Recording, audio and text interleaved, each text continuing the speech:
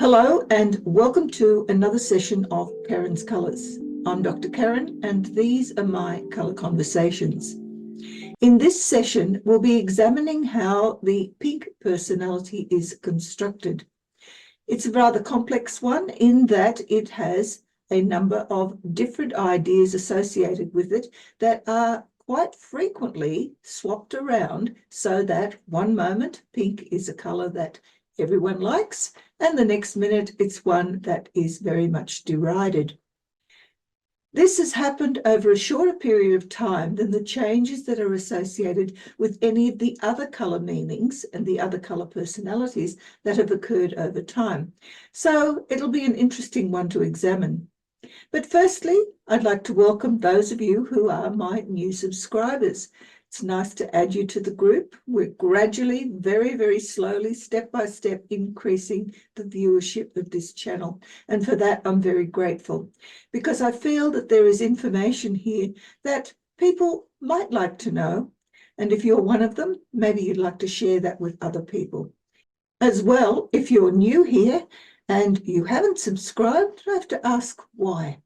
I'm sure there are plenty of things on this channel that are of interest to anyone who is interested in colour and how it relates to everyday life. Anyway, let's get started with the construction of the pink personality. Now, pink is one of those colours that everyone is expected to like at one stage or another, and some of its connotations make it almost impossible to avoid. So let's examine it in more detail, shall we? What I'll be talking about in this session are firstly, the history and importance of pink as a basic colour term. And then we're going to examine how the links between pinks, red and white construct the personality that ensues from it. We then will look at pink as a stress response, which is pretty much the same as I've done for all of the other personalities. And finally, we're going to do something a little different this time, in that I'd like you, as an experiment, to read the pink message as it pertains to the various images that I'll be portraying to you. Anyway, let's get into it, shall we? Firstly, we need to go back to the mannequin. This is how personalities emerge in human beings. And the first of these, of course, occurs in infancy. This is the black and white personality, the opposites that occur as a tendency towards extroversion or introversion, depending on your early experiences.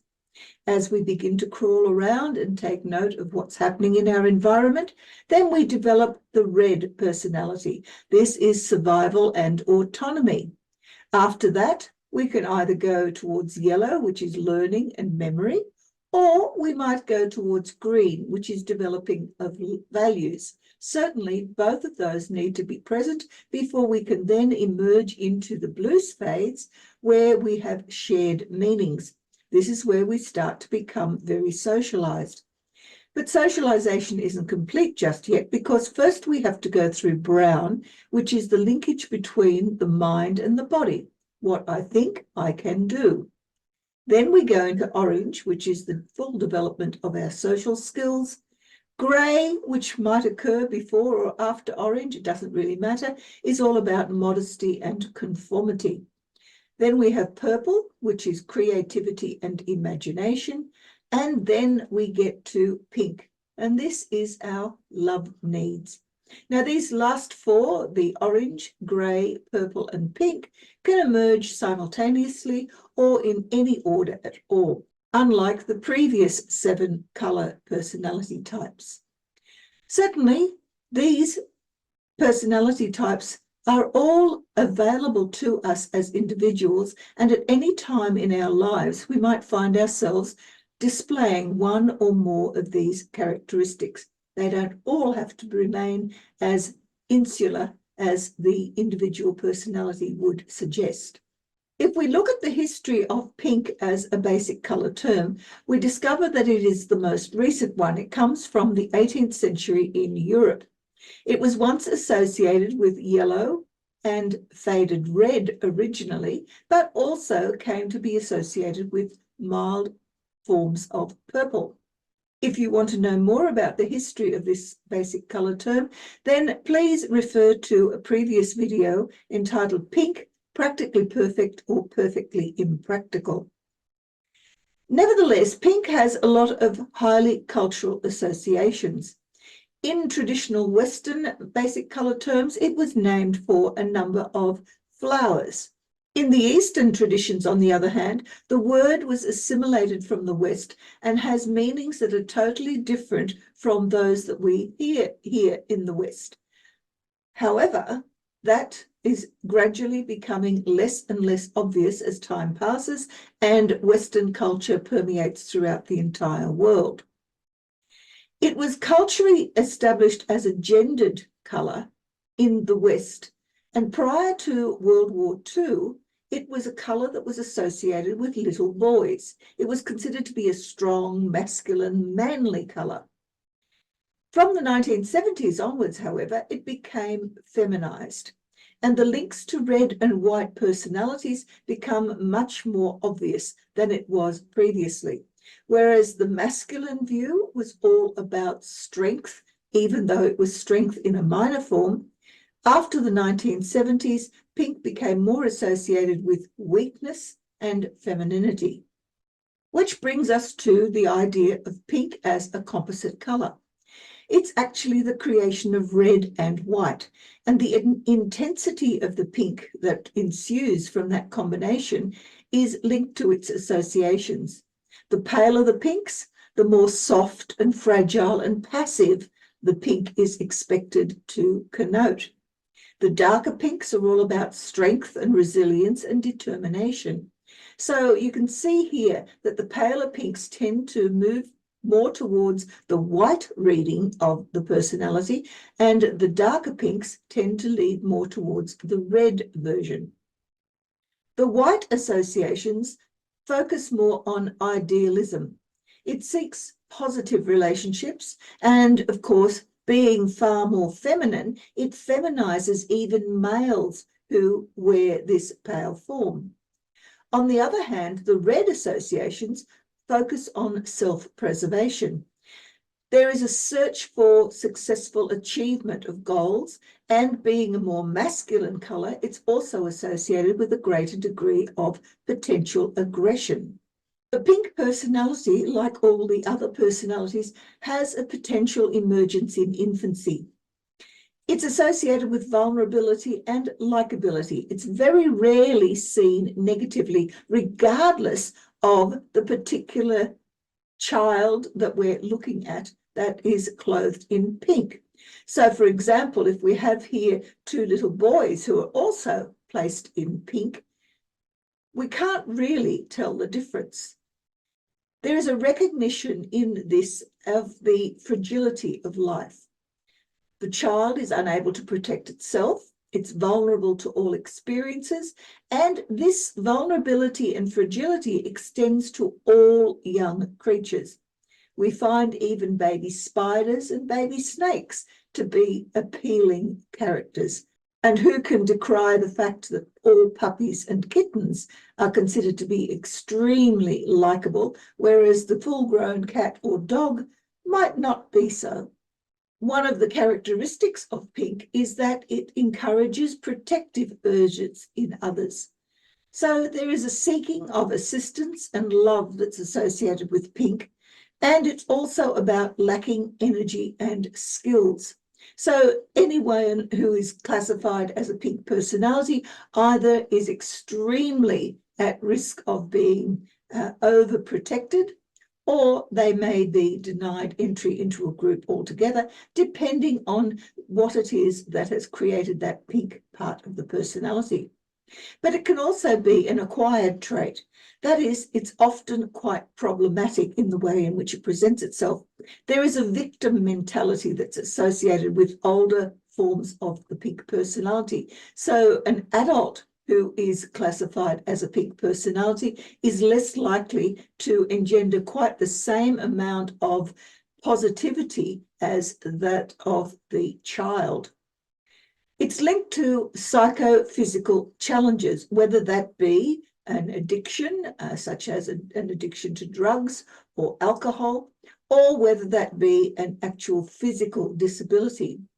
There are also hormonal upsets and chronic diseases that link to the idea of the pink personality. This is someone who cannot do for themselves.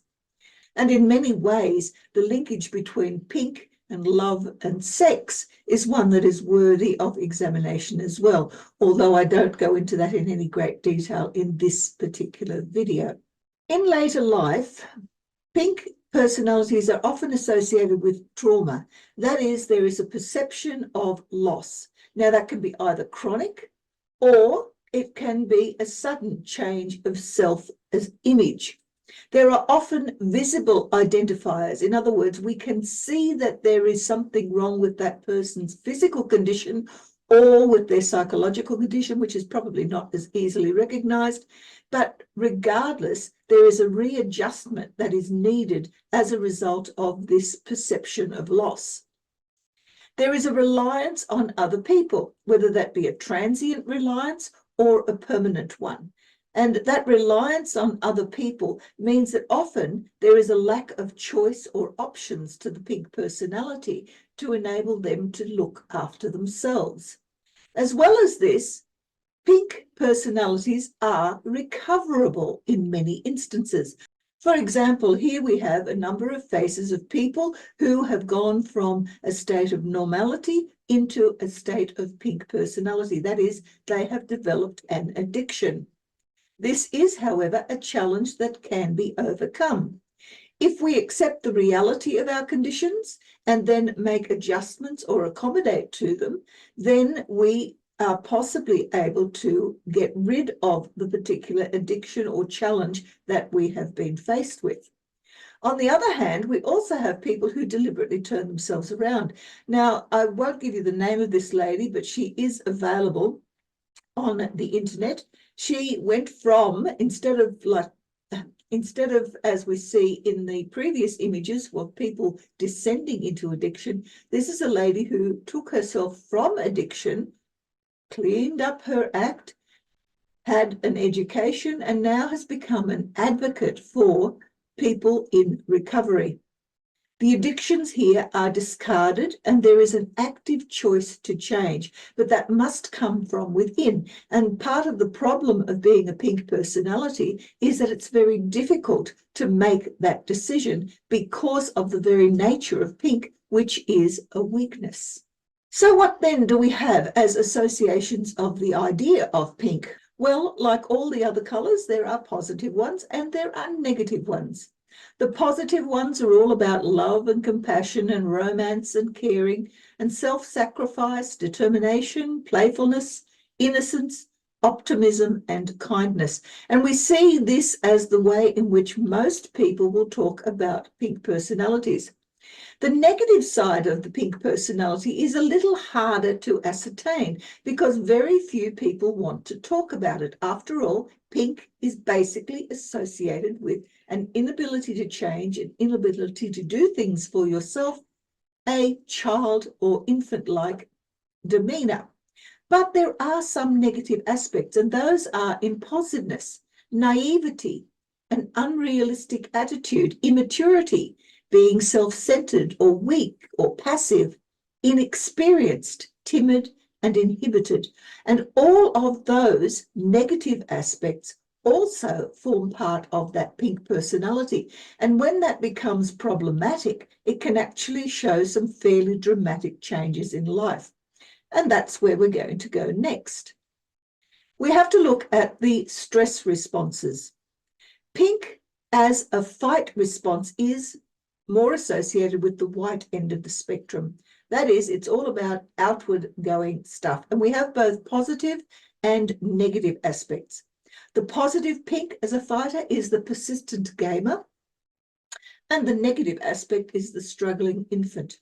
The persistent gamer mimics other people's actions. They resist distraction from the needs that they feel are necessary for themselves in the moment. And the goal of the persistent gamer is successful outcomes, regardless of what the game happens to be. The struggling infant, on the other hand, resists others' demands. Now, we've actually seen this physically when a baby doesn't want to have itself dressed. There is a victim mentality that ensues from this negative fight, which helps to avoid the realities of the life that that child or that adult is engaged in. And the goal is to prevent the inevitable from happening. The other white stress response is pink as fawning. And here again, we have both positive and negative attributes. The positive is the compassionate friend. The negative is the seductive narcissist. The compassionate friend cares about other people's welfare. They have a fairly romantic view of experiences, and in many cases, this is rather unrealistic. And they tend to initiate relationships because they need people around. The seductive narcissist, on the other hand, has a selfish goal orientation to their actions.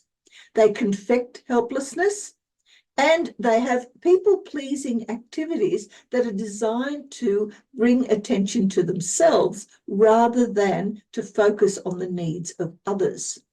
The darker forms of pink, or the more black version, which is the internalized version, is pink as flight. Now here again, positive and negative aspects. The positive is the playful fantasist, and the negative is the person who feigns innocence over everything. The playful fantasist is engaged mostly in fun-oriented activities. They're fairly supportive of other people as long as they themselves don't feel that they are being put upon.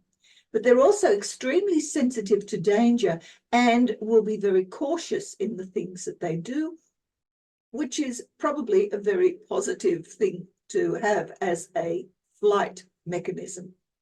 Those who feign innocence, on the other hand, tend to avoid accountability for anything and everything.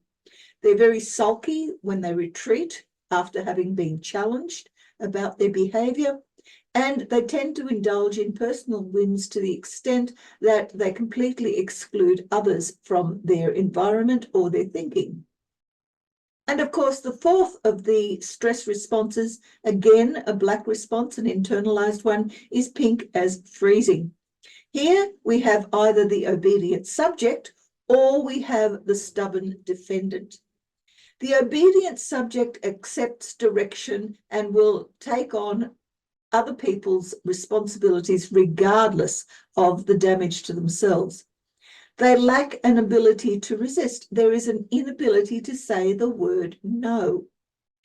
They have no boundaries, but at the same time, they're also vulnerable to exhaustion. Now, while these may seem to sound like negative characteristics, they actually make for very good people in the work environment because they will continue to do faithfully everything that is expected of them. The stubborn defendant, on the other hand, denies culpability for anything and everything that they've done. They refuse to cooperate or even retreat when they are challenged about anything. And they are incapable of adjusting to reality. So they live in a fantasy world, and that fantasy world is one that they will cling to regardless of whatever evidence ensues in the real world. Now, as that pink personality develops into adulthood, we find pink as a strength occurring in the conscious position, that is, the activities that a person will engage in, that can be driven by a number of unconscious drives that are the motivators. As an obstacle, the pink personality exhibits problem behavior and has a number of unrequited needs that simply cannot ever be completely fulfilled. As a current challenge, it has the ability to provide as a psychological stressor, which then in turn will develop some sort of physical reaction. Let's examine those in a little bit more detail. As a strength, the pink personality is friendly, is caring, and is rather thoughtful. They look after others. That's all their compassionate side. Historically, they were often the youngest or the only child. So for them, they received everything and anything that they desired, and so are often that sort of person who then gives out everything that other people desire. But there is also an expectation that other people will attend to them when they have needs. And that is one of the issues that can cause quite negative reactions later in life. If the pink personality is one that has occurred in the current situation, then they are often seen as cheerful, loving, and kind, but they also crave stability and harmony and get very upset when things don't go the way they want them to. They concentrate on pleasing others, and they tend to be open to all forms of relationships. Again, unable to say no, they tend to find themselves in relationships that may or may not be appropriate for them. As an obstacle, pink personalities are often seen as isolated, vulnerable, and needy. Historically, they had an absent parent, especially the father. Now, that parent may have been absent psychologically or physically, it doesn't really matter.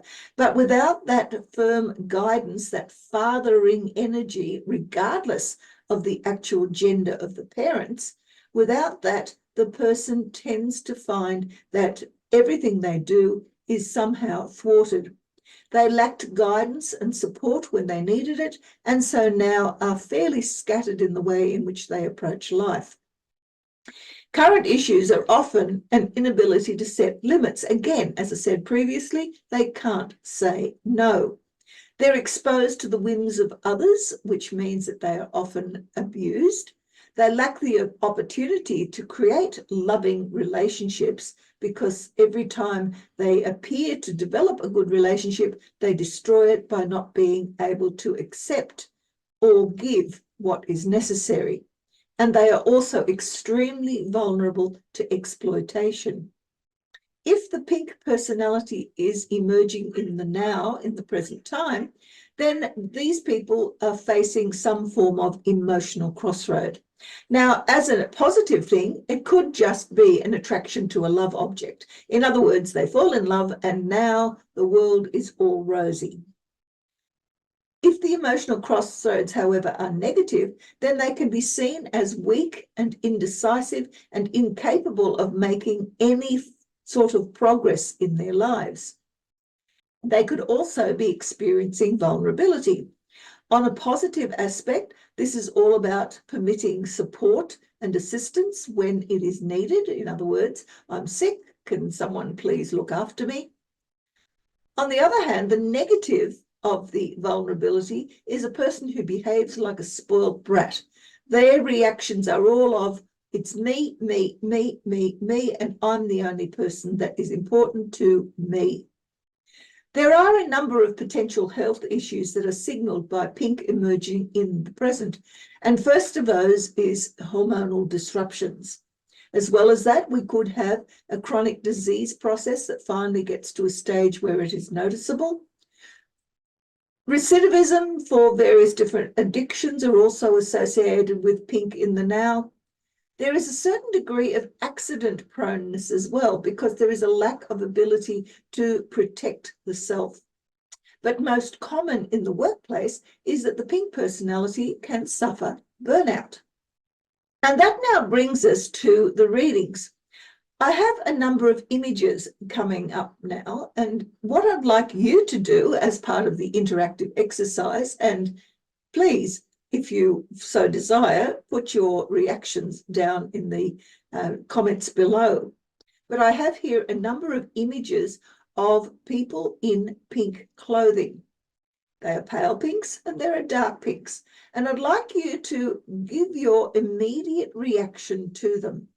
We start off with childhood. This is a typical idea of a child who is seen as what?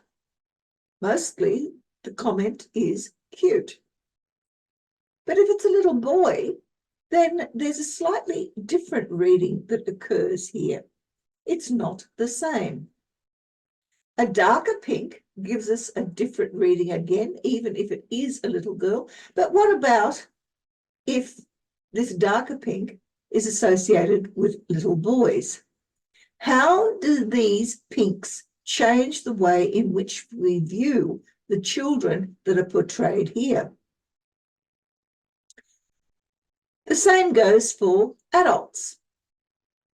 A woman in a pink suit, a man in a pink outfit, both pale pinks.